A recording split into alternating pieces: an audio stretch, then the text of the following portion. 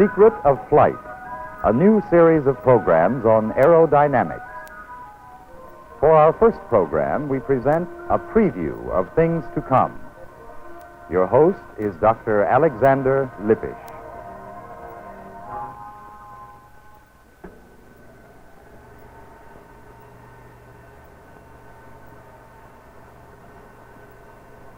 We call this series of programs The Secret of Flight. And we could have probably called it also the mystery story of the streamline to be up to date. And you might wonder, what's all this secret about? Can't you buy yourself an airliner ticket, drive out to the airport, board the plane, take your seat, fasten your seatbelt, and with roaring engines, off you go. After the plane has climbed to the proper altitude, there comes the voice of the captain through the loudspeakers telling you that you are flying at 20,000 feet altitude with 320 miles per hour, and that the weather is fair ahead and you will have a pleasant flight. So you make yourself comfortable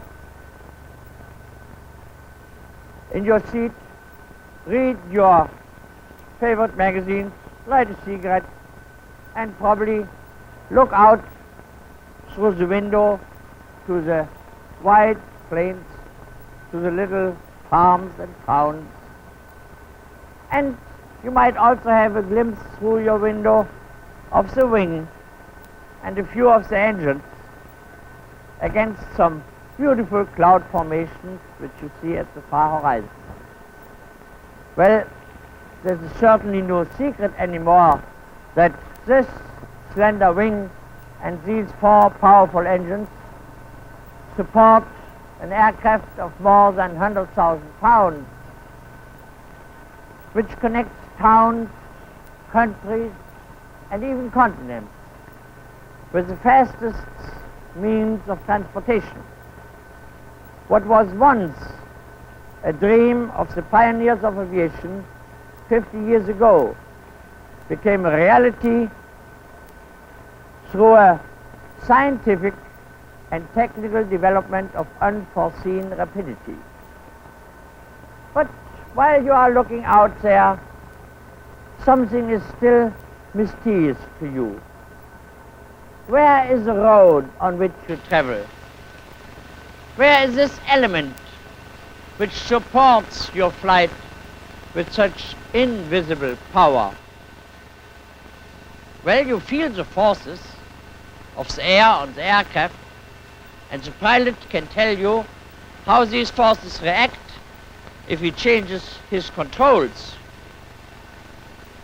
And you probably could even ask a scientist, an aerodynamicist, and he will give you long mathematical explanations of the laws of fluid motion and how you can figure out these forces, at least approximately. Well, this would not satisfy your search for better understanding. If you only could see what happens, if you could make this process visible, you would at once conceive basically what's going on.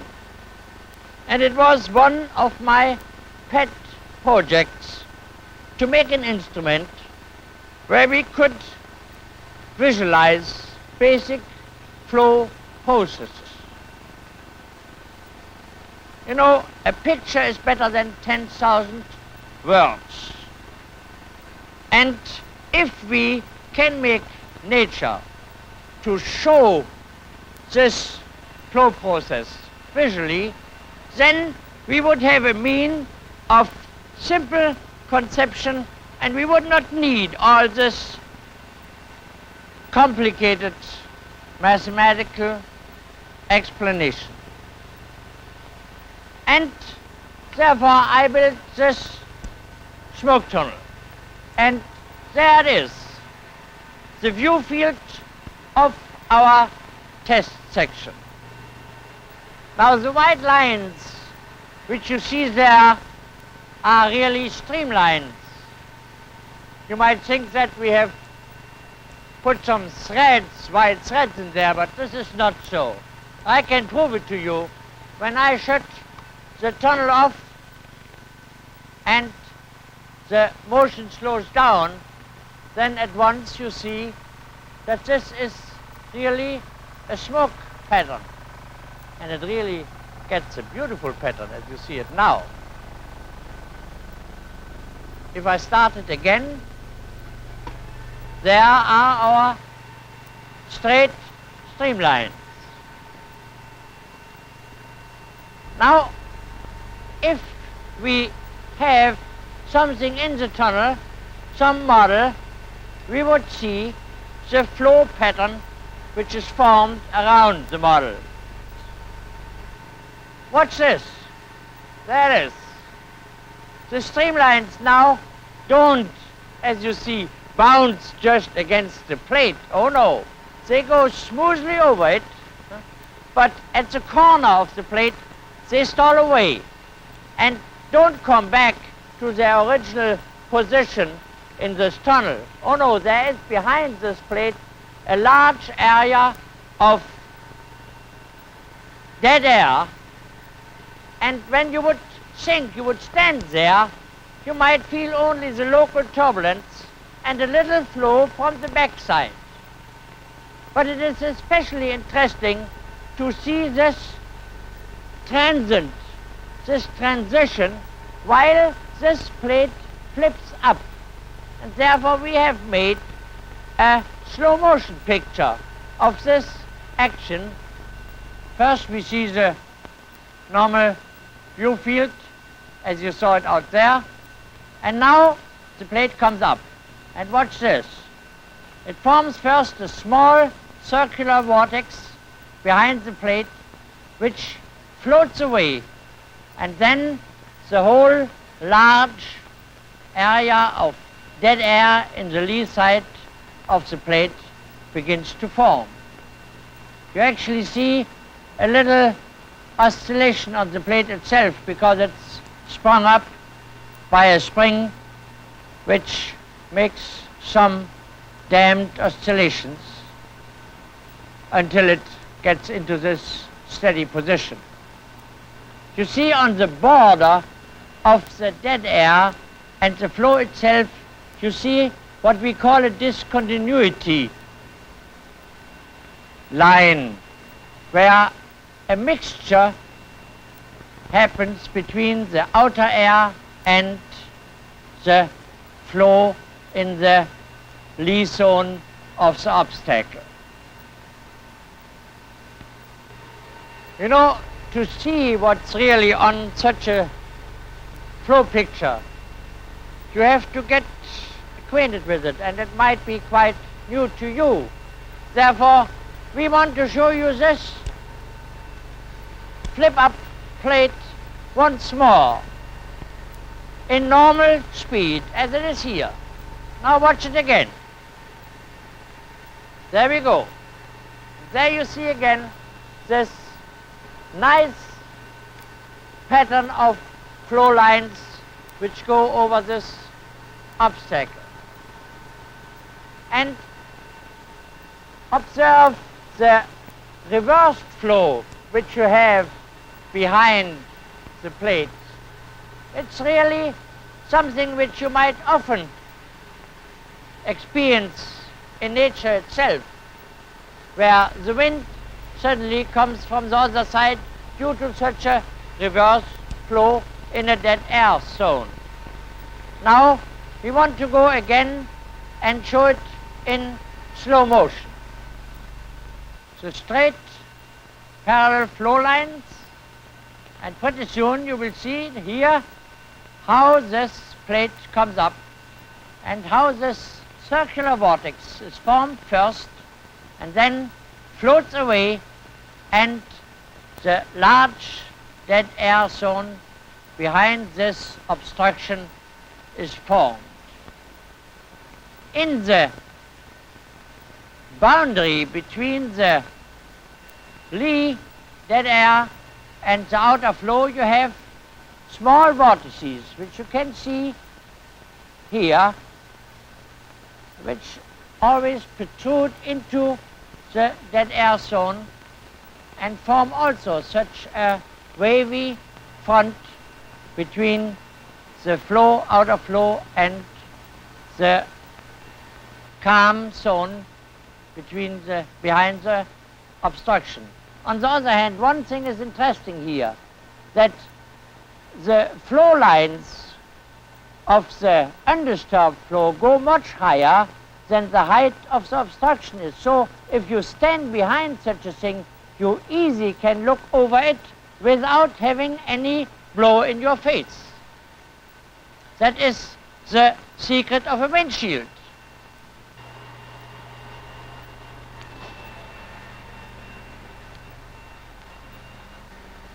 While we are preparing the tunnel for another test, let me just briefly explain to you how this instrument works. Now, you might first ask, what is a wind tunnel? Well, a wind tunnel is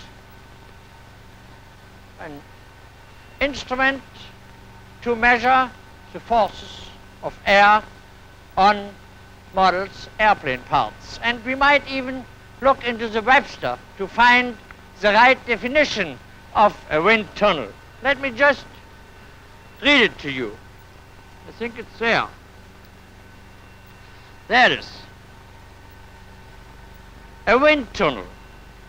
A tunnel-like passage through which air is blown at a known velocity to determine the action of wind pressure on structures, airplanes, etc., that are often in the form of models of reduced dimensions. Well, Webster certainly knows it. Now, this wind tunnel is a special one.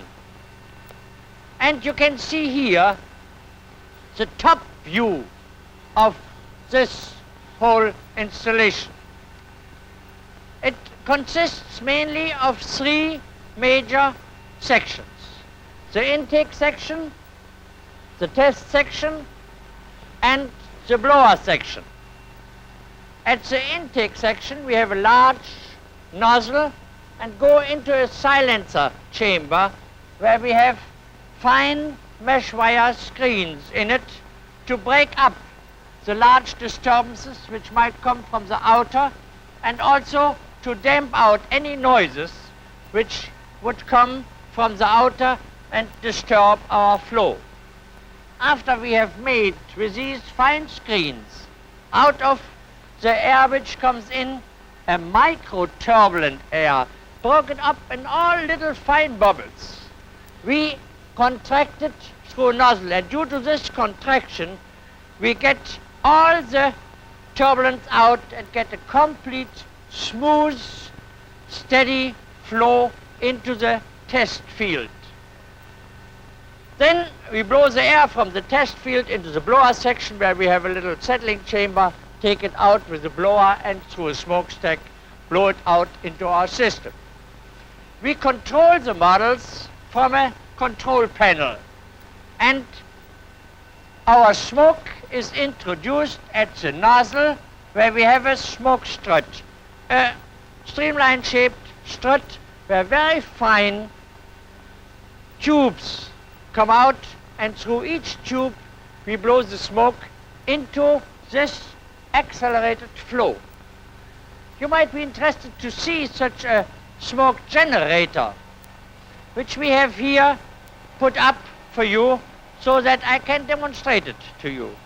This instrument actually was designed by British scientists, and it works in this way. We have here an oil container, and through a communicating system, the oil goes into this tube where we have a heating wire on it, heat it up, evaporate the oil, which then goes into this chamber, through a very fine nozzle.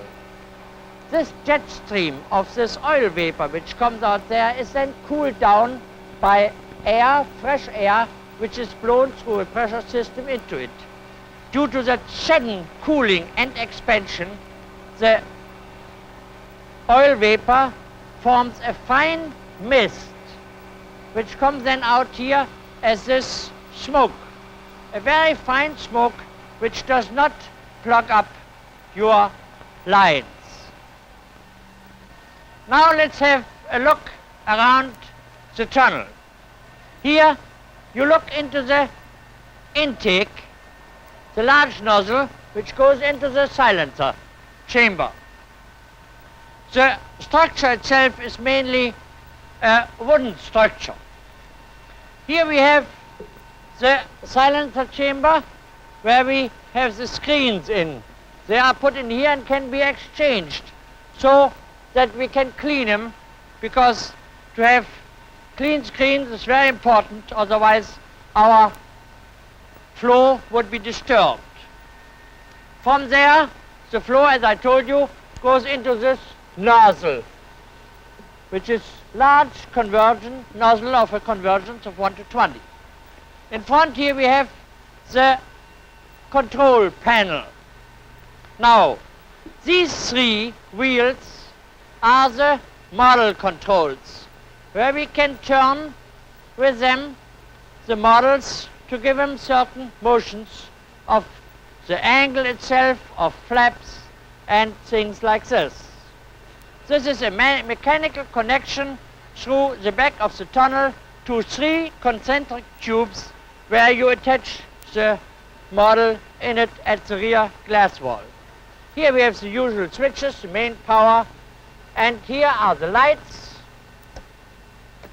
And from here you control the blower, the speed of the tunnel, and the blower himself. And with this little instrument we can measure how much speed we have through the test section. This tunnel we have built at the Collins Aeronautical Research Laboratory with the help of the Office of Naval Research in Washington. Now we get here to the test section, and let me show how we put a model into it. We open up the front window, supported because it's quite heavy. And here we have the model. You see, that is a kind of a bayonet attachment where we put it in, so, and then close the tunnel again. And through these controls, I can now move the model from here up and down. And now let's turn the smoke on. There we have it. And there is our flow field with the plate parallel to the direction of the flow. So you see practically no disturbance except this small turbulent layer, which is caused by the friction of the air on the surface of the plate. But now watch. When I turn the plate across the flow, first of all, it begins to stall, to break away a little bit. And then, when I turn it on more and more, and finally have it at 90 degrees towards the direction of the stream, we get that violent oscillating motion, a so-called Kármán street. Since Professor Theodor von Kármán was the first who investigated this phenomenon.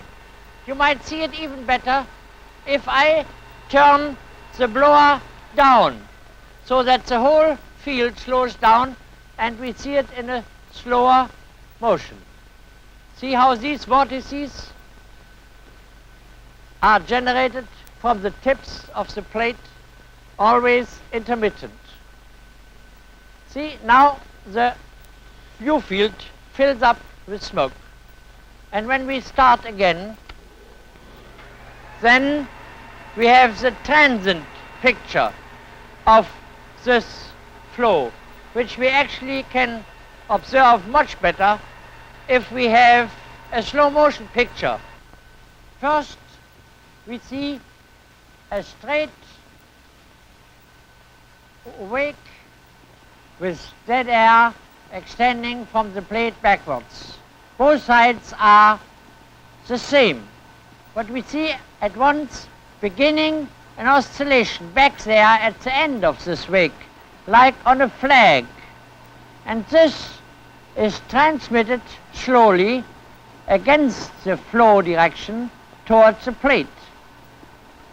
And finally, this results in an pulsating intermittent formation of big vortices from the corners of the plate. This we call a Kármán street. Since the well-known aerodynamicist, Professor Kármán, investigated this for the first time and found that only such an intermittent motion and position of these vortices could exist due to stability conditions. We will come to this later in one of our other programs. Observe here mainly the magnificent pattern of the flow and the speed which you have locally in these vortices, which is quite high, because you must think that this low speed picture makes about a second to a minute. You might think that this generation of these intermittent vortices is mainly caused by the sharp corners on the flat plate. But unfortunately that is not so. Even a circular cylinder, a rod, would cause such oscillation, and we have put one cylinder into the tunnel, and when we turn the smoke on, then we see that we have the same type of a vortex street behind the circular cylinder. So actually we have to have another form of body to diminish this disturbance behind such a body.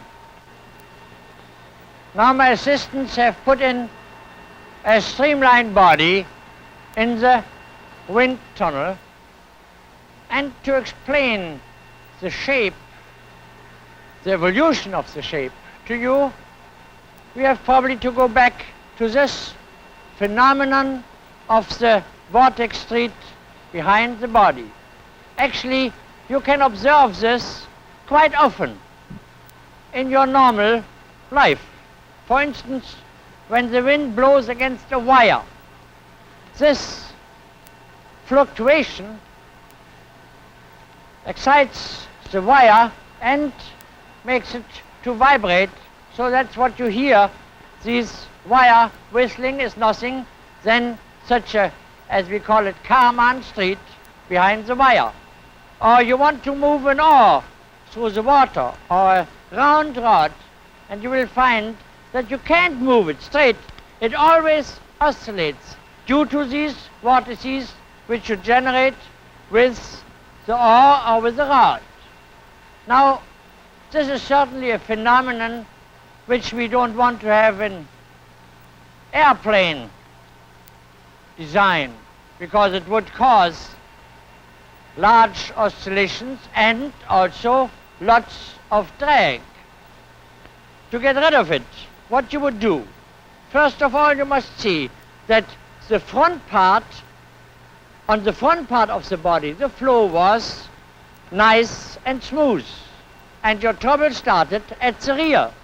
Therefore, you have to do something at the rear not make the front pointed, oh no, let it be rounded, but fill out this rear part with a body which is slightly convergent, so that this vortex generation can never start. Here you see a typical streamline shape, and you see no vortex generation anymore. A small disturbance back there, this little blurred part where the air gets turbulent, because we have friction on the walls of the body, which necessarily retards the airflow and makes small disturbances which cause here our smoke lines to blur out. Now, if we turn the body, we can also see it when we have not just a straight flow against it, but the flow comes now under a certain oblique angle. You see that then the disturbance gets somewhat larger. All these things I will explain to you in many of the later lectures, and I wanted to show you today mainly that such a device where we can make the flow visual, where we can see what happens, is a very helpful tool in our aerodynamic research, as we say it, or when you just want to make such flow phenomena understanding to other people. In the next lecture, we will show you some more of these interesting pictures in our smoke tunnel. And we will explain to you how to analyze from what you see what kind of forces and pressures are excited on these different models. I hope that you will be interested to see our programs again.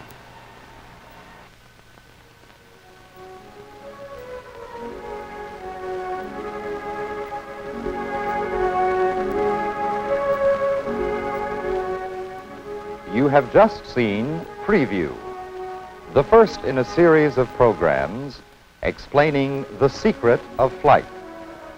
Your host has been Dr. Alexander Lippisch, Director of the Aeronautical Research Laboratories of the Collins Radio Company. This program was produced for the Educational Television and Radio Center by the State University of Iowa.